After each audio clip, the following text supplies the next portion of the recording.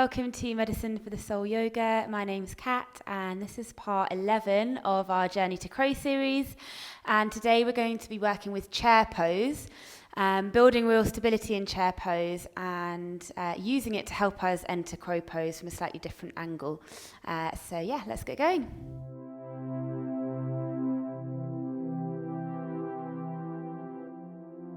So we're going to start in tabletop today, having the fingers spread, hands underneath the shoulders, knees hip width apart, pushing out of the ground with the fingers, with the hands, with the tops of the feet as well. So really getting the sense of an even weight distribution, feeling really, really grounded here. Big deep breath through the nose. And we're just going to move our weight forward and back. Bring the shoulders slightly over the wrists. Focusing on the breath.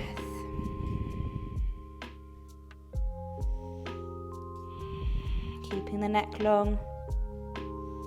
Good. Next time we come forward, holding here, and we'll just move gently side to side. And as we travel, can you feel the weight traveling into the tips of the fingertips? When we come over to the left-hand side, we're then going to come forward and make a circle moving clockwise. Make big clockwise shapes coming over the wrist. So we're warming up the wrist. We're also building up strength in the wrist by using this exercise. And just check in, are the tops of the feet still grounded? And can you see the tips of the fingertips turning white, really gripping the mat here? And then we'll change direction, moving anti-clockwise. Focus on the breath, in and out through the nose. Good, and then pausing in the center. We'll bring the fingers out to the sides. And again, just rocking forward and back. Perhaps coming a little bit further to the sides this time. Seeing how that feels for your wrists, keeping the whole hand grounded. Good. Coming back to center. If comfortable for you, maybe we can bring the fingers behind. If you feel any tension in the wrist or any pain running down the hand, listen to your body and bring it back. Bring it to where is comfortable. If you can, have the fingers pointing behind you, holding here. Focus on the breath. Good, and then next exercise, last one on the wrists. Just shake out the right hand to start with. We'll place the back of the top of the right hand, on the mat. We're going to draw the weight back towards the hips and then flip the other hand. So our weight isn't really on our hands anymore. It's quite far back. This might be enough for you. If you feel you want to test your wrist strength, maybe bringing yourself back to more of a tabletop position. We can keep the slight bend in the elbows. The next step would be to straighten the arms. So really taking it to whatever level is comfortable for you. The weight back in the hips is an option to take the pressure off the wrist. So just listen to your body, breathe deeply here. And we're all going to bring the hips back towards the heels. So begin to bring the weight off the wrist and very gently peel the hands off the mat. Let the hands roll back. Good, and then sliding back onto the thighs. Big shoulder roll here. Good, and we'll just clasp the hands and we'll just release out the wrist. So you'll probably feel a little bit of the wrist there. That's quite normal. So any real movement here that feels good for you works. Exhale, we can draw the chin slightly into the chest. Inhale, reach the hands up. Good. Exhale, release the hands by the side. And we'll draw the hands forward and we'll come into our downward facing dog. So tucking the toes, lifting the hips, finding our downward facing dog. Pedaling out the heels. Roll the shoulders away from the ears. Big deep breath through the nose. We're going to take a vinyasa, which we've covered in previous classes. We're going to inhale, roll ourselves forward into plank. You might need to rearrange the feet back to give yourself more space. Rounding off the tops of the shoulders, squeeze the core in, exhale, drop the knees. One long line between the shoulders, hips and knees. Keep the core engaged as we drop the chin and chest down. Inhale, we'll come into our back bend, roll the shoulders back and down, look up. Exhale, we'll find our way back to downward facing dog, pedal out the heels. Really great exercise to build up strength in the upper body. Good. We're going to walk the hands back towards the feet, keep a bend in the legs, come into a gentle forward fold here. We're going to interlace the hands behind the back and let the hands float over the head. Focus on the breath. In and out through the nose.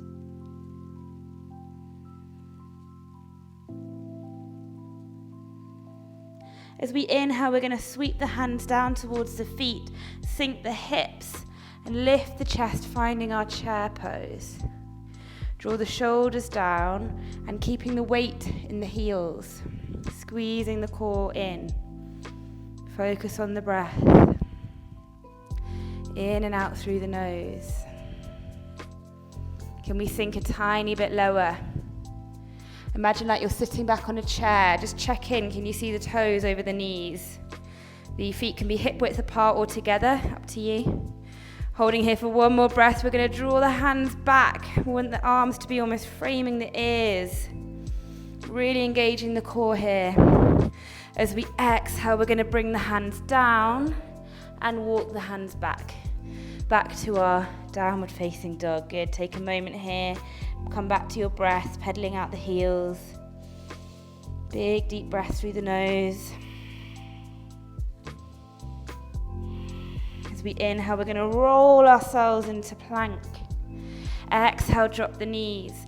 Drop the chest and chin. Inhale into our gentle back bend. And exhale back to our downward facing dog. Pedal out the heels here. Big deep breath through the nose.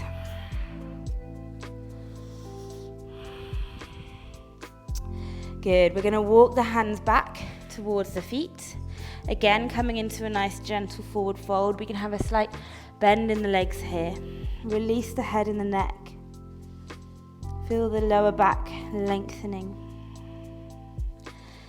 So we're going to now draw the weight slightly further back into the heels, bend into the legs a bit more, and sweep the arms up, coming in back into our chair pose. Big deep breath here. Exhale, sink the hips a bit lower. Focus on the breath. It's a really, really great conditioning pose to build up strength. Weight is really back in the heels. You can see the toes over the knees. Can you push your arms back to frame the ears a bit more? Sink the hips a bit more. Breathing deeply through the nose. Exhale, we're going to bring the hands down, but this time we're going to bring the hands down and try and bring the knees directly up, lift the heels. Maybe we can find our crow. So coming from it from a different angle where the hips are already more lifted, maybe this offers us the opportunity to experiment with lifting the feet up a bit more. Maybe the toes are hovering. Maybe you can even bring the feet together. Check in with the fingers. They're really working for you here. And when I say gripping the mat, really mean gripping the mat. So actually, my knuckles are almost off the mat. They're very slightly hovering off the mat. And it is really my fingertips gripping into the mat that gives me that balance, especially when coming from this position where I'm a bit more lifted and I have a bit more height. You don't want to topple over. So you're really using the fingertips, because if the weight comes slightly more forward, you can push on the fingertips to bring you back. If you go to one side, push on that side, and it helps level yourself. So we're going to come down and rest for a moment. Bring the knees onto the mat. Coming into my favourite release, puppy pose. So bring the hips over the knees, and we'll just melt the chest down. sliding the hands forward. The chest or the forehead can rest on the mat. Feel a lovely deep release of the shoulders.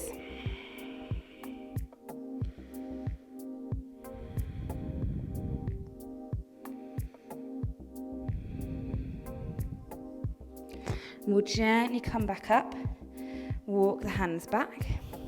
Exhale, rounding the back. Inhale, arching, tucking the toes and lifting ourselves back to downward facing dog. Good.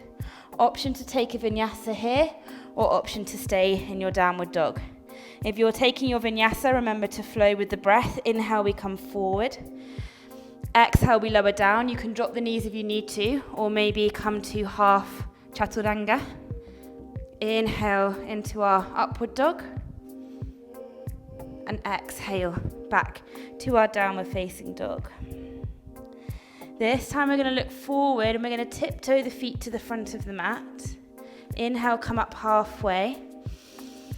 Exhale, forward fold. Bending into the legs, you know what's coming now. We're going to bring the weight back into the heels and we're going to sweep the hands up. Finding our chair pose. Draw the shoulders down away from the ears, sink the hips a bit lower. We're going to test our balance in this chair pose. We're going to keep everything else the same, but we're just going to bend up the right leg. Keep the hips sinking down. Big deep breaths. We're going to bring the palms to our chest and transition to warrior three. Keep the hips square. Bring the chest down, a slight micro bend in the left leg. So we're making a kind of T shape with the body almost. Big deep breath.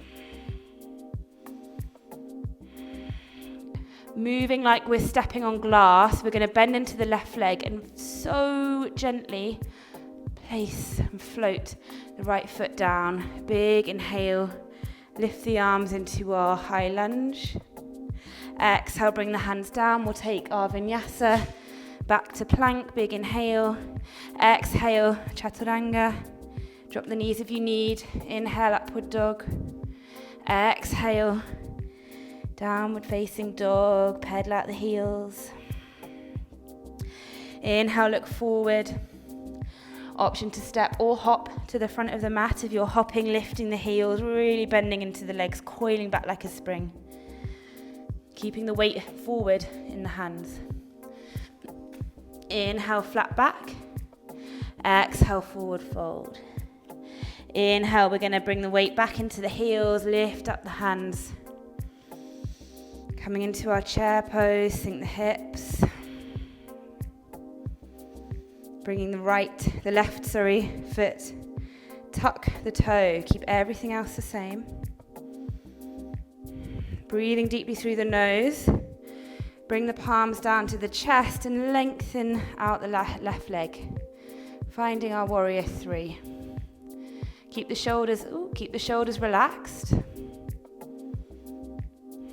Focus on the breath. Keep the core engaged. And then gently, like we're stepping on glass, float that left foot back, that lovely transition. Inhale, lifting up the hands in our high lunge. Exhale, drawing ourselves down. Finding our plank, taking our last vinyasa. Flow with the breath. Back to downward dog. And we're going to walk the hands back to our feet. Rest for a moment in a nice relaxing forward fold. We're going to inhale, sink the hips, bring the weight into the heels, come into our last chair pose. So make it a really strong one. And our last little transition into crow pose. So really having the hips sinking down. Drawing the hands down, drawing the elbows in. This feeling of lift, so the hips are already lifting here, so it makes it a bit easier for us. Lift the hips, lift the heels, draw the knees onto the outside edges of the arms, draw the elbows back, and dive yourself forward and up. So not overthinking it here. You can try the transition again if you'd like. So it's quite a gliding kind of seamless movement, and maybe the toes can hover off the mat. Squeeze the elbows in together. Focus on the breath. Check in with your fingertips. Mine are all completely white. Knuckles are actually lifted off the mat right now. And then drawing the feet down. Really good. We'll just walk the feet out slightly wider and let the hips sway side to side. Big deep breath through the nose. Walk the hands forward, draw the chin to the chest. Sit yourself back on the hips. Ooh, good. Bring the feet together. We'll just shuffle ourselves forward and wrap the arms around the legs. Draw the chin into the chest. Take a few deep breaths here. Worked really hard today. So just take a moment to bring yourself back. And we'll take a few rock and rolls on the spine.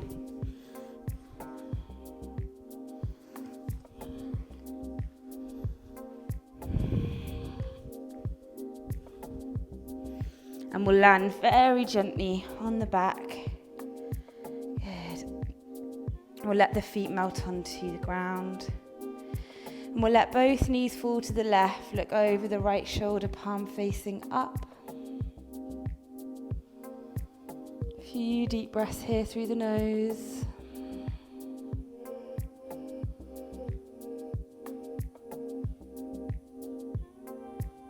Gently back to center, inhale, and exhale over to the right, palm facing up. Look over the left shoulder.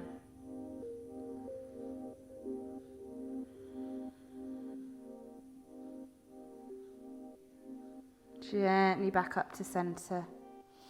Good. To finish, we'll just come into lovely happy baby. Drawing the hands, either holding the ankles or the outside edges of the feet, and drawing the ankles down. Gently rocking side to side.